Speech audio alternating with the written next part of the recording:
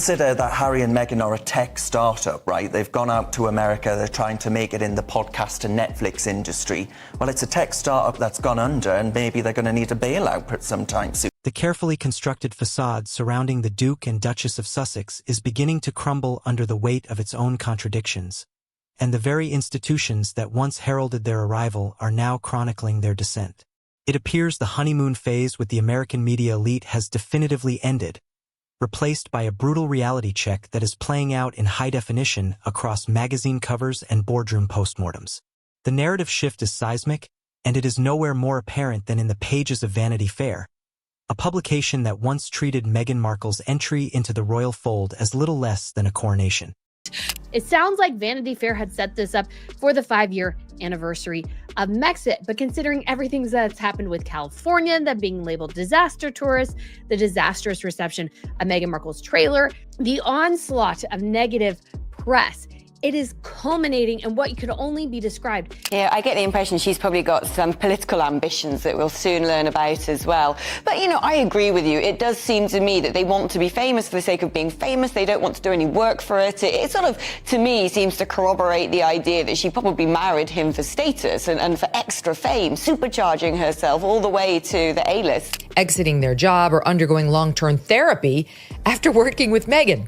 The person who interacted professionally with her says, I think if Meghan acknowledged her own shortcomings or personal contributions to situations, rather than staying trapped in a victim narrative, To understand the magnitude of this turn, one must remember the starting point. Meghan's initial Vanity Fair cover shot in October 2017 was a watershed moment.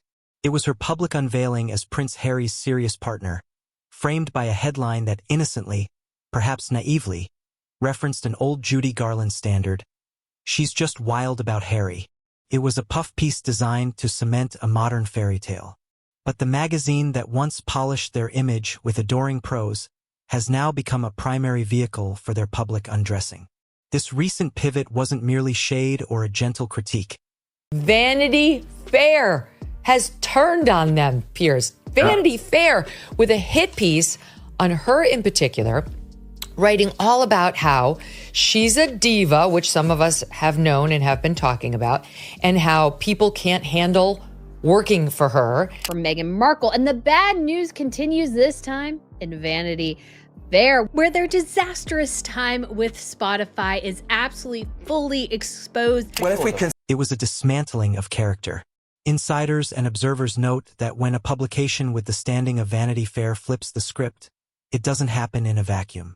Magazines of this caliber do not publish scathing accusations of diva behavior and workplace toxicity unless the formidable protection apparatus surrounding a celebrity has lifted. The silence is breaking because powerful entities in media and entertainment have decided it is permissible to speak. The resulting coverage has painted a picture of Meghan not as a misunderstood victim of circumstances. New details about Meghan Markle's diva behavior from her original Vanity Fair cover shoot. Meghan? Difficult? Say it ain't so. Breaking news, guys. Prince Harry and Meghan Markle have been officially dropped from Spotify. This is catastrophic news for the couple, but something that I've been saying for a long time would probably happen. The Vanity Fair article that probably sent Meghan Markle to Pottery Barn for all new plates and bowls and everything that might have smashed in Montecito after she read those pages.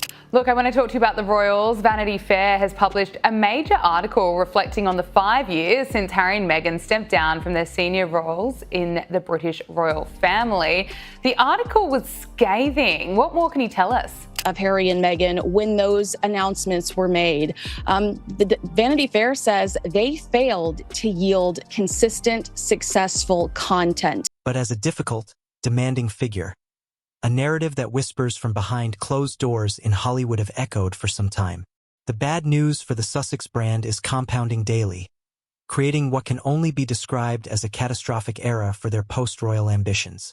If we are to view Harry and Meghan through the lens they seem to prefer, as a Silicon Valley-style media tech startup hoping to disrupt the podcast and streaming industries, then we are witnessing a spectacular market failure.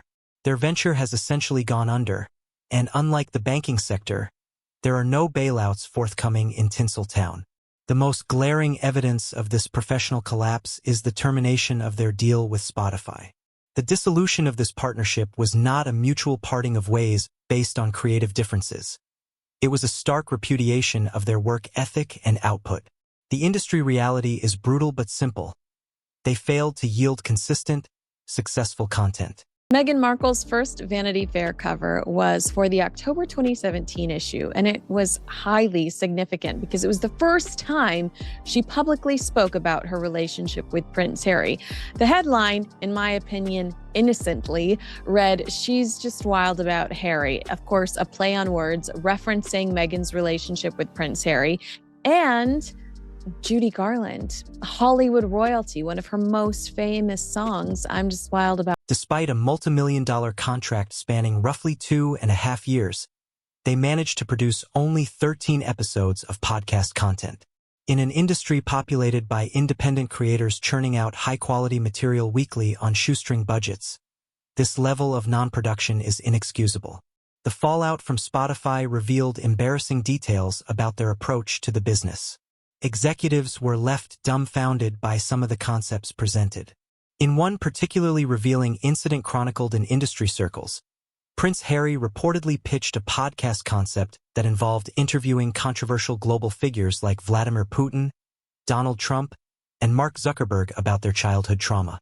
The premise was that these men were damaged children turned sociopaths, while Harry, despite his own trauma, had turned out normal. The sheer lack of self-awareness required to pitch such an idea to seasoned producers left the room aghast. It was a moment that crystallized the suspicion that the couple was operating in a fantasy world only they could see. They weren't producers. They were celebrities expecting the world to bend to their half-formed whims.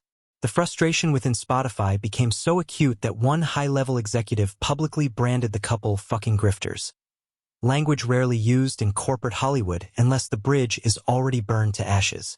Yet, the professional failures are merely a symptom of a deeper issue that Vanity Fair and other outlets are finally beginning to expose. Meghan Markle's first Vanity Fair cover was for the October 2017 issue, and it was highly significant because it was the first time she publicly spoke about her relationship with Prince Harry. The headline, in my opinion, innocently read, "She's just wild about Harry." Of course, a play on words referencing Meghan's relationship with Prince Harry and Judy Garland, Hollywood royalty, one of her most famous songs, "I'm Just Wild About." A consistent pattern of behavior that leaves a trail of scorched earth and traumatized staff. The accusations of Meghan being a diva or a workplace bully aren't new, but the volume and specificity of the complaints are reaching a critical mass. We are hearing accounts not from anonymous online trolls, but from seasoned professionals within the very rooms she controlled. The reports are visceral. They speak of staff members experiencing physical symptoms of stress, sleepless nights, chest tightness, and a sense of dread while walking into work. Some allegedly required therapy to recover from the emotional whiplash of dealing with her demands. This wasn't standard Hollywood high-pressure toughness. This was described as something far more damaging. A producer on Meghan's Archetypes podcast allegedly lasted only 3 episodes before taking a leave of absence and eventually quitting the production company entirely. The pattern described is one of a boss who needed to control every aspect of a project, even areas she didn't fully grasp, correcting experts on their own subject matter and refusing to acknowledge any personal shortcomings. This behavior creates a jarring dissonance when placed alongside the couple's public brand, which is heavily predicated on compassion, mental health awareness, and kindness. The hypocrisy is becoming impossible to ignore. If staff members are walking away traumatized and requiring long-term therapy after interacting professionally with the Duchess, the public narrative of empathy begins to look like a cynical marketing ploy. Crucially, this pattern did not begin in California.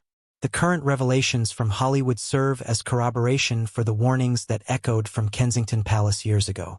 Before Netflix realized they had bought an illusion, the royal staff broke first. These were not fragile interns and used to pressure. These were career professionals who had served the monarchy through diplomatic crises and grueling global tours. Yet, insiders described Meghan's demands pushing them past their breaking points. There were reports of tears in hallways, senior aides requesting immediate reassignment, and formal complaints of bullying filed. At the time, the palace machinery stepped in to protect the newly minted Duchess and the image of the monarchy. NDAs were utilized, investigations were sealed, and the findings never saw the light of day. The institution prioritized the fairy tale narrative over the well-being of its staff, burying the warning signs. Meghan's departure from the royal family didn't solve the problem. It merely relocated it to a different zip code where there were no longer courtiers tasked with covering her tracks. The unraveling of their image is not just happening in professional spheres, but in their personal environment as well. Montecito, a sanctuary for the ultra-wealthy built on an unspoken code of privacy and discretion, has reportedly grown weary of its newest high-profile residents. Neighbors, people with no agenda other than maintaining the peace of their enclave, have begun to whisper about the couple's sense of entitlement. There are stories of them acting as if they own the coastline, security teams blocking public paths, and incidents involving attempts to move people off public beaches as if they were trespassing on a private fiefdom. In a town accustomed to A-list celebrities living quietly, Harry and Meghan have reportedly earned the moniker of local villains.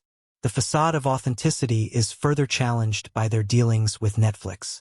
Having secured a massive deal based on vague promises of empowerment and impact, executives were reportedly dismayed when the couple arrived with few concrete ideas, speaking more like influencers than producers. When Meghan finally offered a tangible concept, a lifestyle and cooking show, the reality fell short of the curated image. Insiders revealed that the show couldn't even be filmed in her own home because her actual kitchen wasn't deemed camera-ready or aligned with the aesthetic she wanted to project. Netflix was forced to rent a neighbor's mansion to serve as the backdrop. The resulting imagery of Meghan cooking in a borrowed kitchen, wearing designer gowns while countless Californians were losing their homes to wildfires, struck many as tone-deaf image worship rather than authentic content. Perhaps the most unsettling aspect of this entire saga, however, is the profound silence and isolation surrounding their private life, particularly regarding their children.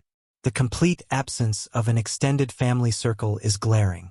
It is not normal for children to grow up cut off from almost every biological relative. No grandparents at birthdays, no cousins during holidays, no messy, warm interactions that characterize family life. Meghan's father and siblings have been erased. Harry's entire family has been blocked out.